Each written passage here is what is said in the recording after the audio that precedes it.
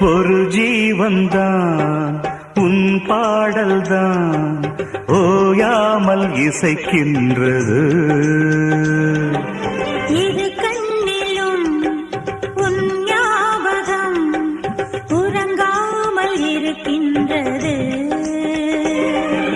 பாசங்களும் பந்தங்களும் பிரித்தாலும் பிரியாதது.